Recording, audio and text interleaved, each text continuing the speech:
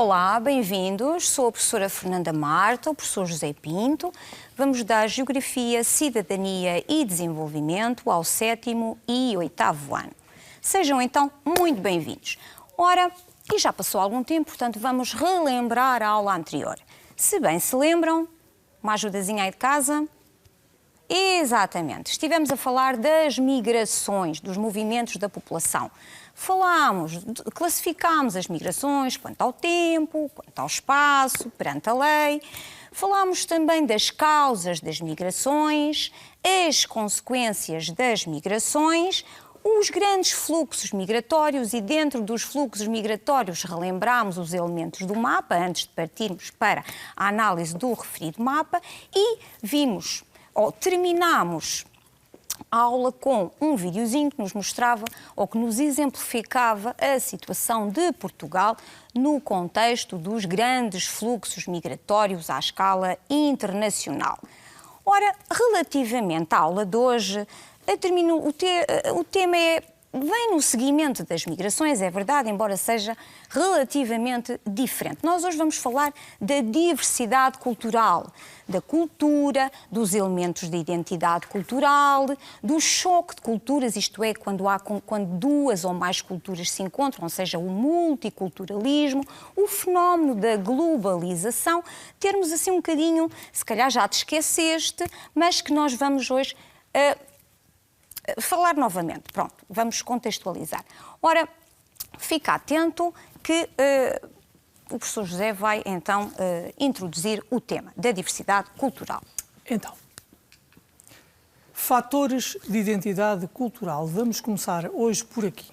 Então, nos fatores de identidade cultural, vou começar por vos dizer que ao longo do tempo o ser humano foi assumindo várias formas ou modos de estar e de viver, o que acabou por gerar uma enorme diversidade de povos e de culturas.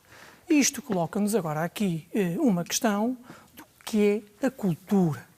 E a cultura é, de uma forma muito simples de o dizer, a cultura ou a cultura designa o conjunto de tradições, modos de vida, técnicas e instituições que caracterizam um grupo humano e que é transmitido às gerações vindouras. Então, isto é uma definição simples de cultura. Uma forma muito simples de comprovar a diversidade cultural é se considerarmos um comportamento simples do cotidiano e verificarmos que diferentes povos têm diferentes abordagens desse comportamento. Ora, eu estou-me a referir, por exemplo, à forma de comer. Uma coisa que fazemos todos os dias, várias vezes, pode-nos mostrar muito facilmente a que país ou a que região pertencemos. Vamos lá ver como. Então, por exemplo, a maneira como comemos pode ajudar a identificar a cultura ou o país a que pertencemos. Um português ou um ocidental irá certamente usar talheres. Agora, um chinês, pauzinhos, ou um asiático, a maioria dos países, ou boa parte dos países asiáticos, outras culturas talvez a mão. Por isso já estão a ver que até uma coisa muito simples do cotidiano pode ser encarada em termos culturais de forma muito diferente. Não podemos separar da cultura um conceito que muitas vezes lhe surge associado, que é o conceito de etnia. E o que é etnia? Corresponde a um grupo de pessoas que apresentam um conjunto de traços socioculturais comuns. Vamos ver então quais são esses traços. Olhem, normalmente têm a mesma história e tradições culturais, partilham o mesmo território, falam a mesma língua, praticam a mesma religião, têm as mesmas técnicas, usos e costumes. Então, isto são alguns aspectos que poderemos considerar na definição de etnia. Então, quais os fatores de identidade cultural? Então temos uma série deles que vos vamos apresentar de seguida, uns mais importantes, outros menos, mas todos relevantes. Então vamos começar pela língua, instrumento de comunicação, pode ser falada ou escrita. A língua pode facilitar a compreensão mútua, mas ao mesmo tempo também pode limitar o entendimento entre os povos. Se não entendermos a linguagem uns dos outros, é um fator que nos afasta.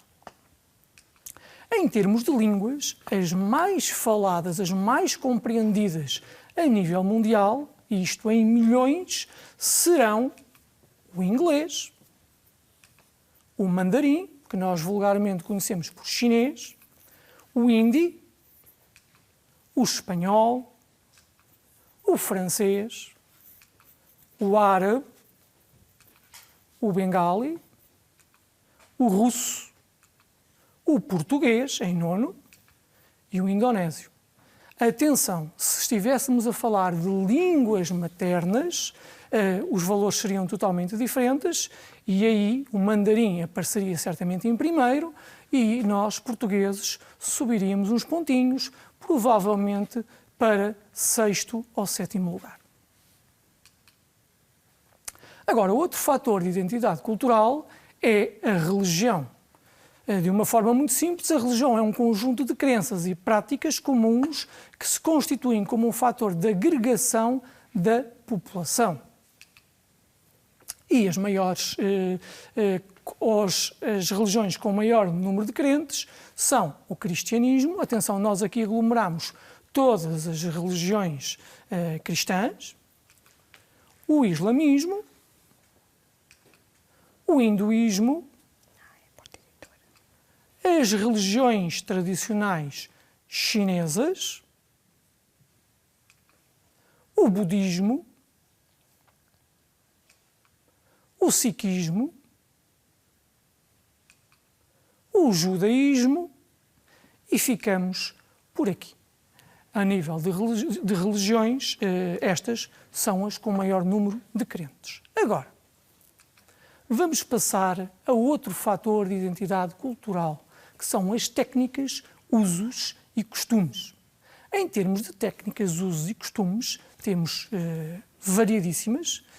Vamos escolher apenas algumas e vamos tentar escolher imagens que vos lembrem automaticamente a qual país é que nos estamos a referir.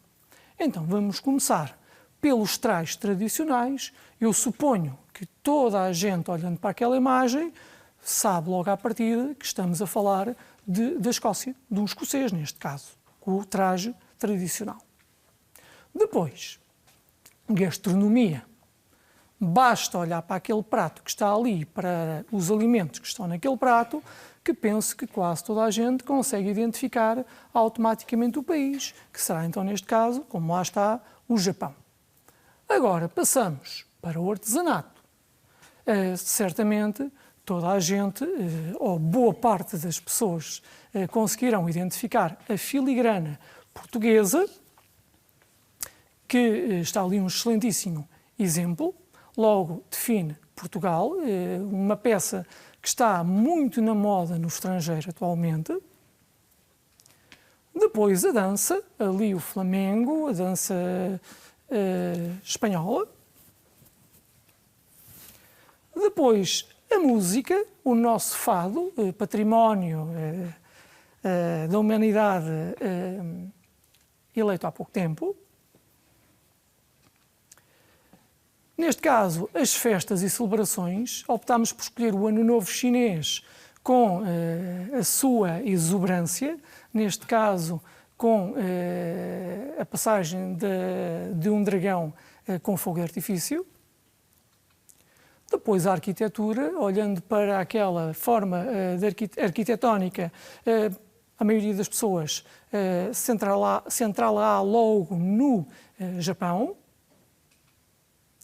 E jogos tradicionais, muito ligados com uma ligação muito forte equestre, neste caso da Mongólia, com um tiro de arco a cavalo. E em termos de fatores de identidade cultural, penso que não vale a pena referir mais, haverá mais certamente, mas estes serão os mais relevantes. Ora, vamos parar um bocadinho, estiveste com certeza atento e vamos passar aqui à resolução de umas atividades. Ora, vamos lá então. Ora, vou precisar da tua ajuda para resolver os seguintes exercícios. Toma atenção. Então, coloca os elementos de identidade da população no local correto. Portanto, aquilo que nos interessa são sobretudo os elementos de identidade cultural. Vamos escolhê-los.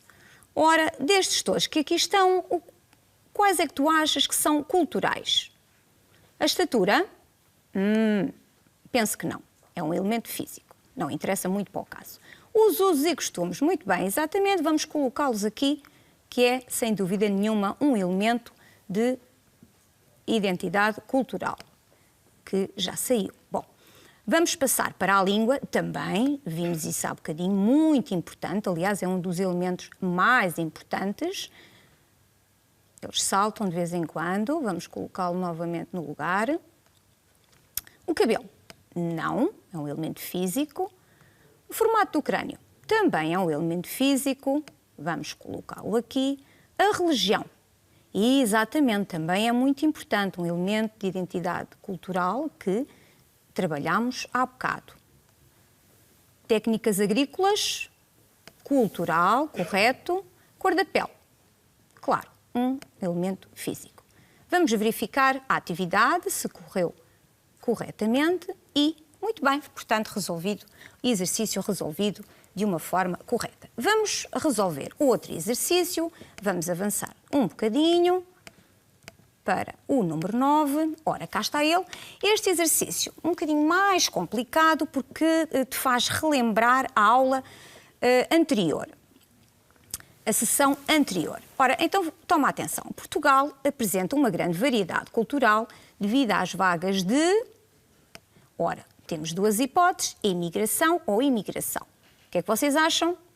Sim, vamos escolher a imigração. Ok. Ocorridas ao longo dos anos e que transformaram o país, tornando culturalmente, vamos ver as opções, heterogéneo. Exatamente, portanto, desigual. Numa primeira fase, a imigração foi feita sobretudo por pessoas oriundas de países como... Vamos ver as hipóteses que temos. Vamos escolher a primeira, exatamente, no final vamos ver, mas provavelmente é esta. Presentemente destacam-se os movimentos migratórios da... Vamos ver as opções. Ora, da Europa de Leste, recorda-te disto, visto que falámos disto na última aula, é uma das comunidades mais representativas em território português. E da China, exatamente. Os imigrantes vivem maioritariamente nos concelhos do... Vamos ver as hipóteses. Do litoral. Pois, exatamente, porque é aí que vamos encontrar mais emprego, mais atividades económicas, também já falámos disto numa aula anterior.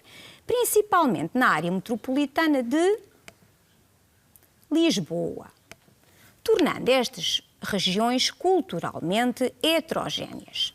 As escolas tiveram a necessidade de criar mecanismos de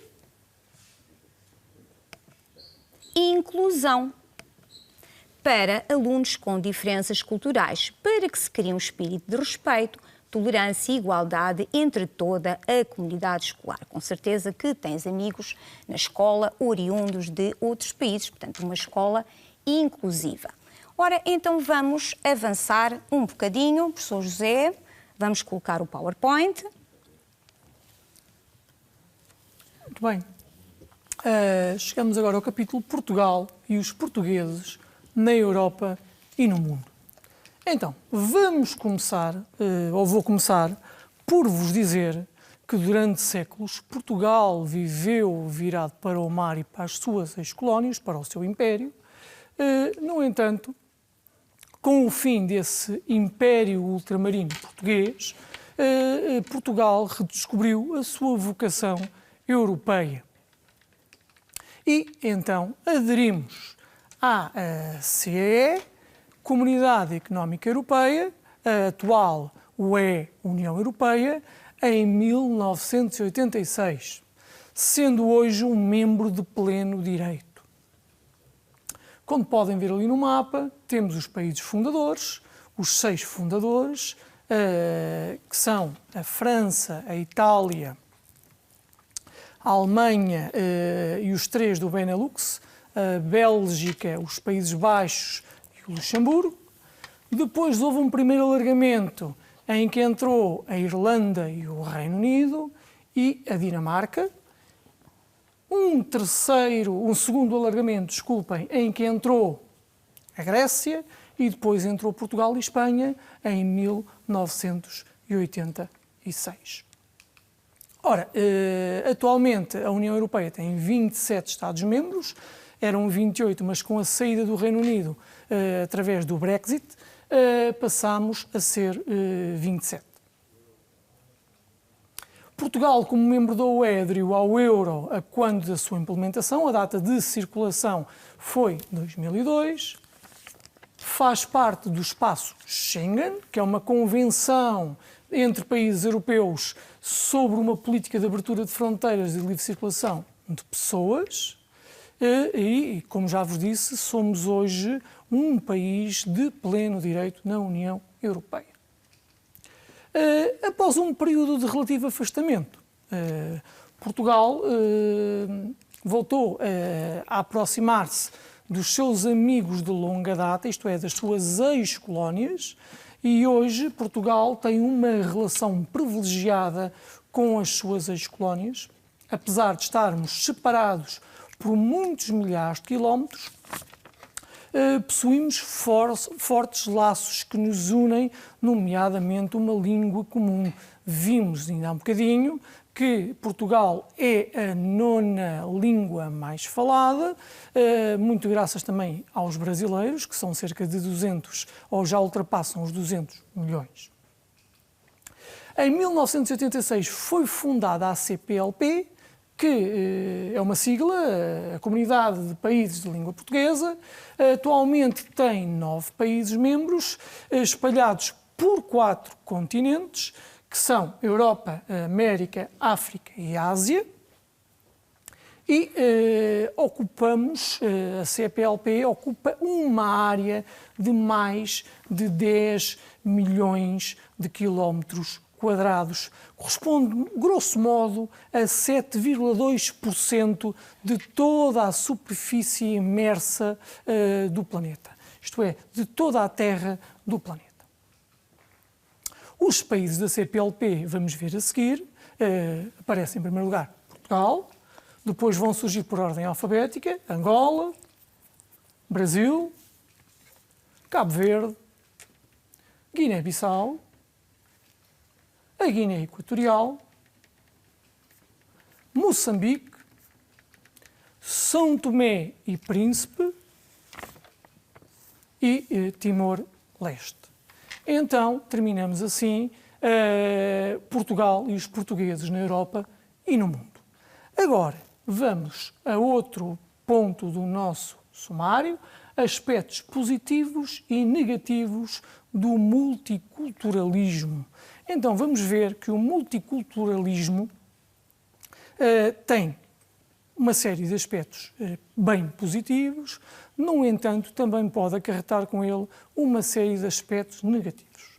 Então, vamos começar por falar que não podemos referir-nos a esta matéria sem introduzir uma série de conceitos. Quais são esses conceitos?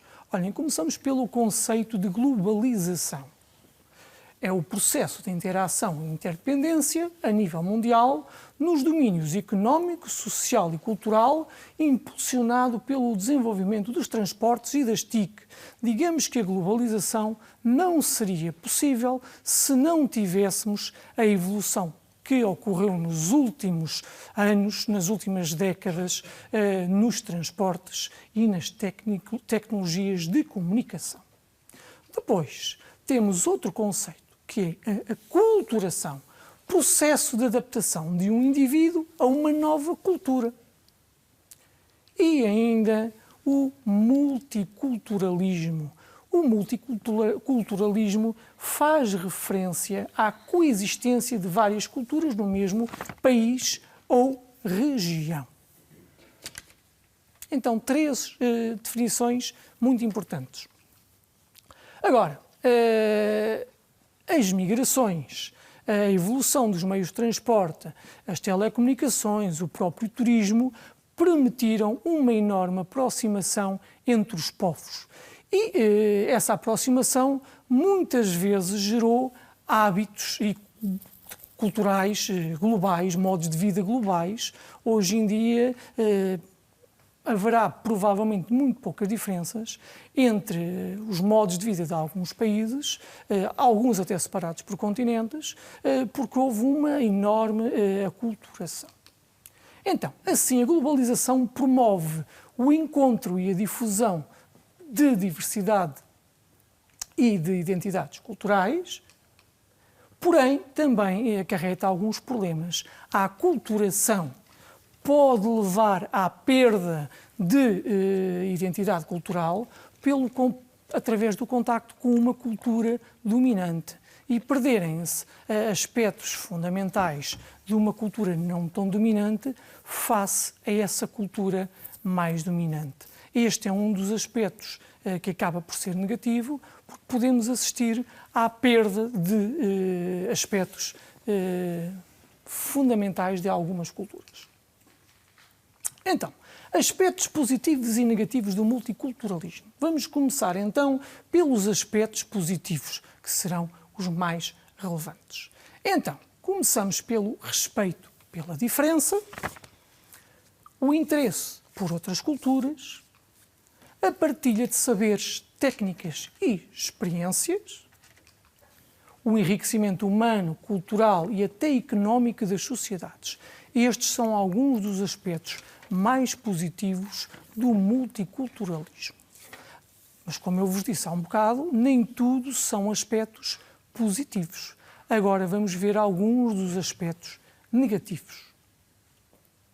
Então, começamos por a xenofobia. Para quem não sabe o que é a xenofobia é a aversão aos estrangeiros, ao que vem do estrangeiro ou ao que é estranho ou menos comum. Depois, mais aspectos negativos. O racismo, penso que não preciso de explicar o que é que toda a gente sabe. As perseguições étnicas, religiosas e homofóbicas. As desigualdades de género, hoje em dia estão em voga. O terrorismo, os conflitos armados. Haverá outros, mas estes são aqueles que nós consideramos os mais importantes. A crescente multiculturalidade das sociedades humanas obriga a um esforço, a um empenho na construção das comunidades inclusivas. Essas comunidades inclusivas acolhem a diferença e promovem o respeito pelos direitos humanos de forma a garantir o quê? A garantir os direitos de cidadania, a valorização da heterogeneidade cultural, o direito à identidade pessoal e cultural, entre outros.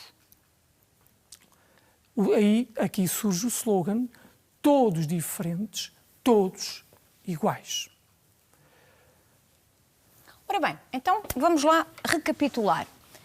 Enumera os aspectos positivos e negativos da diversidade cultural que estivemos aqui a apresentar. Portanto, pelo menos um aspecto positivo. Ora, pensem lá um bocadinho em tudo aquilo que foi dito. E exatamente, o nosso enriquecimento pessoal, por exemplo, pode ser um aspecto muito positivo e o facto de ficarmos a conhecer a cultura de outros países. No entanto, também há, como disse o professor José, aspectos bastante negativos, exemplificando o racismo e a xenofobia. E, à conta disto, e o desrespeito, obviamente, pelos direitos humanos. À conta disto, vamos passar um videozinho, fica atento, que vem de alguma forma sistematizar o que estivemos a apresentar. Toma atenção. Ora, cá está ele. Agradeço desde já a disponibilidade dos materiais da Porto Editora. Direitos humanos e sociedades inclusivas. As migrações, o turismo, os meios de transporte e de comunicação permitiram a aproximação entre povos, dando origem a uma apropriação generalizada de hábitos de consumo e de modos de vida. A globalização, a aculturação e o multiculturalismo são fenómenos existentes nas sociedades inclusivas. No entanto, nem todos os países respeitam e toleram a diversidade cultural. A globalização é um fenómeno social, económico, cultural e político que consiste na difusão e uniformização de hábitos e modos de vida à escala mundial, explicado pela expansão dos meios de comunicação. O processo de adaptação de um indivíduo a uma determinada cultura é designado por aculturação. Este fenómeno acontece quando se adotam modos de vestir e de comer ou outros existentes num determinado local. O multiculturalismo verifica-se quando coexistem várias culturas no mesmo local. Essa coexistência nem sempre é pacífica. Quando não há tolerância nem respeito pela diferença e quando as desigualdades sociais não são consideradas pelos Estados, podem surgir casos de racismo e de xenofobia. Um exemplo de multiculturalismo pacífico verifica-se na cidade de Nova Iorque, onde diferentes raças, etnias e nacionalidades convivem quase sempre de forma pacífica. Por outro lado, a criação do Estado de Israel em 1948 originou o conflito israelo-árabe, onde a ocupação de territórios e as divergências religiosas parecem não ter fim à vista. Uma sociedade inclusiva é uma sociedade para todos, independentemente do sexo, da idade, religião, etnia, raça, orientação sexual ou deficiência. A Organização das Nações Unidas proclamou em 1948 a Declaração Universal dos Direitos Humanos, que garantia, entre outros, o direito à liberdade, ao pensamento e à religião, à liberdade de opinião, à educação. O respeito pelos direitos humanos é um princípio fundamental numa sociedade inclusiva, embora nem todas respeitem estes direitos. Devido a diferenças étnicas, políticas, religiosas, económicas ou outras, milhares de pessoas são discriminadas, torturadas e mortas. A Amnistia Internacional, entre outras organizações não governamentais, é um movimento global que tenta prevenir e pôr fim aos abusos de direitos humanos e exigir justiça para aqueles cujos direitos tenham sido violados. Algumas das suas campanhas passam pela limitação do acesso às armas, pela abolição da pena de morte e pela eliminação da violência sobre as mulheres.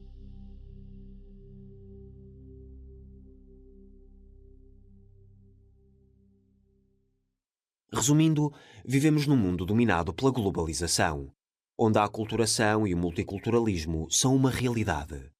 Nas sociedades inclusivas, a Declaração dos Direitos Humanos é respeitada e aplicada. Todavia, em algumas sociedades, esses princípios fundamentais são ignorados e desrespeitados. A Amnistia Internacional, entre outras organizações não governamentais, tenta a todo custo pôr fim à violação desses direitos e trazer à justiça os prevaricadores. E pronto, a nossa aula está prestes a terminar. Espero que tenhas percebido, tenhas ficado um bocadinho mais ciente destes conceitos e até para a semana. Fica bem, fica em casa.